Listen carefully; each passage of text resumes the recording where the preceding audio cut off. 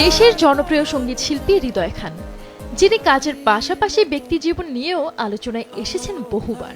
একসময় গান বাজনা নিয়ে বেশ ব্যস্ত সময় পার করেছেন তিনি। মাঝে গান থেকে কিছুটা আড়ালে চলে যান। বর্তমানে নীরবে নিভৃতে গানের সঙ্গে যুক্ত আছেন হৃদয়, স্টেজেও থাকছেন নিয়মিত। তবে এবার কাজ নয়, ব্যক্তিজীবনের কারণে হয়েছেন সংবাদে শিরোনাম।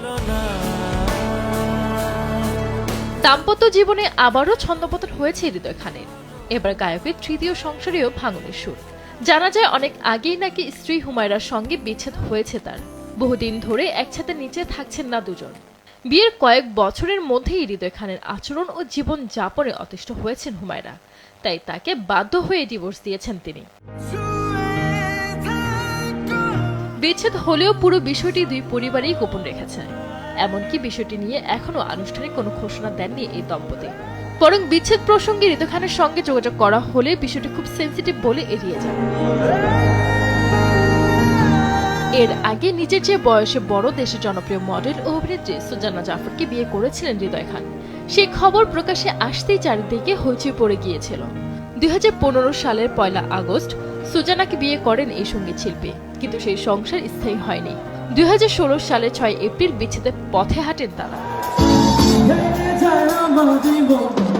এরপর 2017 সালে 10 সেপ্টেম্বর পারিবারিক আয়োজনে হুমায়রাকে বিয়ে করেন হৃদয় খান। কয়েক মাস পর রাজধানীর একটি 5 তারকা হোটেলে হৃদয় খান হুমায়রার বিবাহোত্তর সংবর্ধনার আয়োজন করা হয়েছিল। হুমায়রার সঙ্গে এটি ছিল হৃদয় খানের তৃতীয় বিয়ে। এর আগে পূর্ণিমা আক্তার নামের এক মেয়েকে বিয়ে করেছিলেন হৃদয়। সেই সংসারও বেশি দিন টেকেনি। 1991 সালে 3 জানুয়ারি ঢাকায় জন্মগ্রহণ করেন হৃদয় খান। তার গান গাওয়া কিংবা কম্পোজিশনের শুরুটা ছিল কিশোর বয়স থেকে। গায়কের দাদা ছিলেন গানের ওস্তাদ এবং বাবা রিপন খান একজন নামকরা সঙ্গীত শিল্পী। 2008 সালে তার প্রথম অ্যালবাম হৃদয় মিক্স প্রকাশিত হয়। এরপর একে একে বলো না, হৃদয় মিক্স 2, ছোঁয়া, হৃদয় মিক্স 3 ও ভালো লাগে নার মতো অ্যালবাম প্রকাশিত হয়। হৃদয়ের সর্বপ্রথম অ্যালবাম হৃদয় মিক্স রিজার্ভেশন থেকে বাজারে আসে। সেই অ্যালবামের কয়েকটি গান তাকে দ্রুত দর্শক শ্রোতাদের কাছে জনপ্রিয় করে তোলে। এরপর আর তাকে পেছন ফিরে তাকাতে হয়নি।